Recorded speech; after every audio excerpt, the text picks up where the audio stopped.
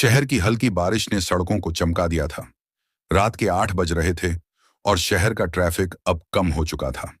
Inspector Ajay Sharma, जो पिछले 5 सालों से अपराध की तह तक जाने वाले मामलों में माहिर था, अपनी मोटरसाइकिल पर गश्त कर रहा था। उसकी आंखें हर छोटी आवाज को पकड़ रही थीं। तभी उसकी रेडियो पर आवाज आई, अजय, तुम्हें तुरंत डाउनटाउन सेक्टर 7 में रिपोर्ट मिली है। लड़की अपहृत हुई है।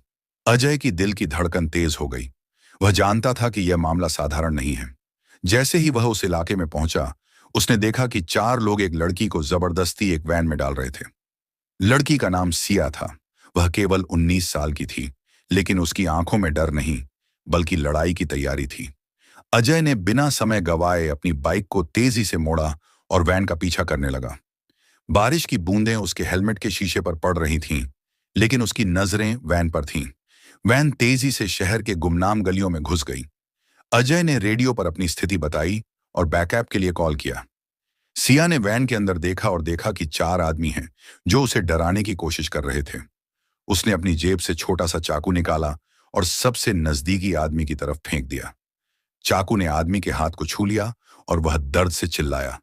अजय को रेडियो पर उसकी आवाज सुनाई दी, इंस्पेक्टर साहब, मुझे बचाओ।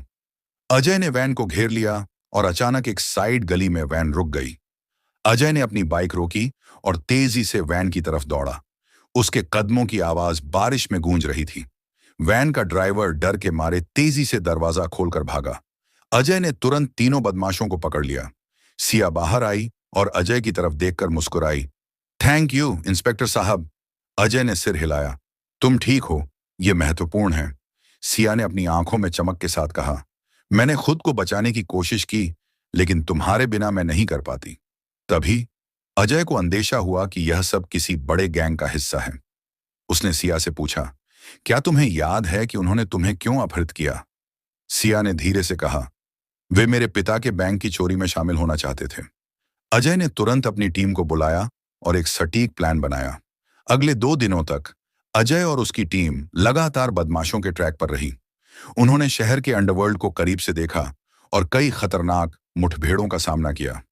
एक रात जब अजय और सिया एक गुप्त लोकेशन पर छिपे हुए थे, बदमाशों ने उन्हें घेर लिया। अजय ने अपनी गन से फायर किया और सिया ने अपनी स्मार्टनेस का इस्तेमाल कर एक धमाका किया, जिससे बदमाशों का ध्यान भटक गया। अजय ने तेजी से बदमाशों को बंधक बनाया और पुलिस बैकअप आ गया। अंत में पूरा गैंग गिरफ्तार हुआ। सिया ने अपने पिता का बैंक सुरक्षित कराया और अजय को देखकर कहा, आपने मेरे जीवन को बचाया। अजय ने मुस्कुराते हुए कहा, लेकिन याद रखो, तुम्हारी बहादुरी ने भी बहुत मदद की। शहर की सुबह हुई।